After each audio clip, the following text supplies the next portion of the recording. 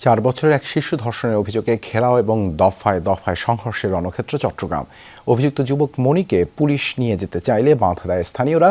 তারা পুলিশের কাছ থেকে ছিনিয়ে নিতে চাইলে বাধে সংঘর্ষ। এক পর্যায়ে পুলিশের গাড়িতে আগুন দেওয়া হয়।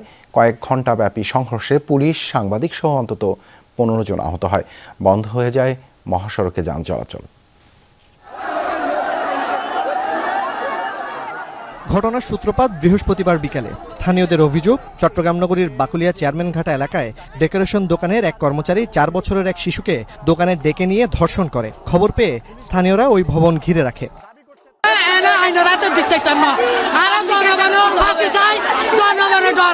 আজকে আমার ঘরেও তো আমার ছেলে মেয়ে আছে, তাদের কি নিরাপত্তা আছে? পুলিশ ধরে তো তাকে কোর্টে চালান করে দিলে সে 3 মাস পর জামিনে চলে আসবে। মেয়ের পিতা হয়ে আমরা তো এখানে খুব অসহায়ের মধ্যে আছি, দিন দিন এভাবে দর্শিত হয়। পুলিশ ঘটনাস্থলে গেলে বিক্ষুব্ধ শত শত লোকজন অভিযুক্তকে তাদের হাতে তুলে দেওয়ার দাবিতে পুলিশের গাড়ি আটকে বিক্ষোভ করে। ছত্রভঙ্গ করতে পুলিশ সাউন্ড গ্রেনেড, টিয়ারশেল ও রাবার বুলেট ছুড়লে 2 সংবাদকর্মী সহ কয়েকজন আহত হন। এক পর্যায়ে পুলিশের গাড়িতে আগুন দেয় জনতা। চট্টগ্রাম কক্সবাজার সড়কে বন্ধ হয়ে যায় যান চলাচল। সেটা আমার বন্ধুর মেয়ে ছিল, তো আমরা যাবো না ওকে ইয়ে করার জন্য। পুলিশে কেন আমাদেরকে লাঠিচার্জ করবে? গেট ভেঙে পাবলিক যখন ঢুকছে, পুলিশ এসে লাঠিচার্জ করতেছে, লাঠিচার্জ মানতেছে না, তখন পুলিশে ডাইরেক্ট ফায়ার। তোর সঙ্গে একটা বিচার হবে যে মৃত্যু, ওকে জনগণ গণতুলা দিয়ে মৃত্যুর বিচার হবে, এছাড়া কোনো বিচার হবে না। সন্ধ্যায় শুরু হওয়া সংঘর্ষ চলতে থাকে রাত পর্যন্ত। পরিস্থিতি নিয়ন্ত্রণে বিপুল সংখ্যক পুলিশ মোতায়েন থাকলেও তা কাজে আসেনি। স্থানীয়দের সাথে সংঘর্ষে 3 পুলিশ সদস্য সহ আহত হয় অন্তত 15 জন। আমরা যথেষ্ট চেষ্টা করেছি, আমরা আরও ফোর্স আনার জন্য অপেক্ষা করছিলাম, সেটা হয়েছে, সেটা দেখেন আমাদের যথেষ্ট ফোর্স আসছে, আমরা এখন টোটালি নিয়ন্ত্রণে নিয়ে আসছি। ওরা চেয়েছিল কি ওখানে তারা হাতে আইন তুলে নেবে এবং মেরে ফেলবে, কিন্তু আইন তো আছে দেশে, আইন তো মানতে হবে। তো আমরা আমাদের মতো করে আসামিকে আমাদের হেফাজতে নিয়ে নিই। তো আমাদের কিছু পুলিশ অফিসার এবং আমি নিজেও আটকে পড়ি, বাট আমরা এলাকার যে সাধারণ পাবলিক, যে সিটিজেন ফোরাম, তাদের সহযোগিতায় আমরা ওখান থেকে বের হয়ে আসি। অসুস্থ ওই শিশুটিকে হাসপাতালে ভর্তি করা হয়েছে। অভিযুক্তকে হেফাজতে নিয়েছে পুলিশ। জুবায়েত ইবনে শাহাদাত, যমুনা নিউজ, চট্টগ্রাম।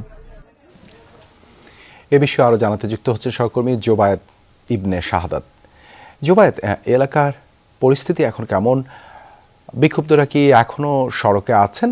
দেবাশিস, বিক্ষুব্ধরা সড়ক থেকে সরে এসেছেন। পুলিশের যে কঠোর এখন নিরাপত্তা, সেটি একেবারে আমরা দেখতে পাচ্ছি, এবং এই জায়গায় যারা বিক্ষুব্ধ জনতা ছিলেন তাদেরকে কিন্তু পুলিশ সরিয়ে দিয়েছেন এবং তারা নিবৃত্ত করার চেষ্টা করেছেন। আমরা কিছুক্ষণ আগেও যখন লাইভে যুক্ত হয়েছিলাম জানার চেষ্টা করেছি যে পুলিশ মুহুর্মুহু সাউন্ড গ্রেনেড, টিয়ার শেল এইসব ছুড়ে তাদেরকে নিবৃত্ত করার চেষ্টা করেছেন। এখন একেবারেই পরিস্থিতি নিয়ন্ত্রণে, পুলিশ সে জায়গায় অবস্থান করছে। পুলিশের কয়েকটা প্লাটুন মোতায়েন করা হয়েছে, সাজোয়া যান নিয়ে যাওয়া হয়েছে। পাশাপাশি পুলিশের পক্ষ থেকে আমরা দেখেছি যে তাদের সুসজ্জিত যে একটি দল, সেটি আমরা দেখেছি, র্যাবকে দেখেছি।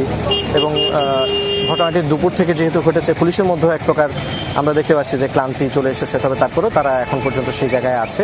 তবে পরিস্থিতি একেবারে পুরোপুরি নিয়ন্ত্রণে। আমরা অতিরিক্ত পুলিশ কমিশনারের সাথে কথা বলেছি, আমরা ডিসির সাথে কথা বলেছি, আমরা এই জোনের ওসি বাকুলিয়া থানার ওসির সাথে কথা বলেছি। তারা প্রত্যেকেই নিশ্চিত করেছেন যে এই ঘটনায় এখন পর্যন্ত আর কোনো হতাহতের ঘটনা নেই। তবে যেটা ছিল এর আগে, সেটাই নতুন করে কোনো হতাহত হয়নি। তবে তারা তাদের আরও কোনো আপডেট আছে কিনা সেটা অবশ্যই আগামীকাল তারা হয়তো জানাবেন এবং হয়তো একটা সংবাদ সম্মেলন হতে পারে। পাশাপাশি এই যে ঘটনাটি কি হলো না হলো সেটা নিয়ে মানুষের জানার যেমন আগ্রহ আছে, পাশাপাশি সেই জায়গা থেকে বাচ্চাটি, যে শিশুটির ধর্ষণের অভিযোগ করে, সেটা কতটুকু সত্য সেটিও যাচাই বাছাই করে জনগণের সামনে আনা, এটাও দাবি সাধারণ মানুষের। দেবাশিস। জুবায়েত, ধন্যবাদ যুক্ত হবার জন্য।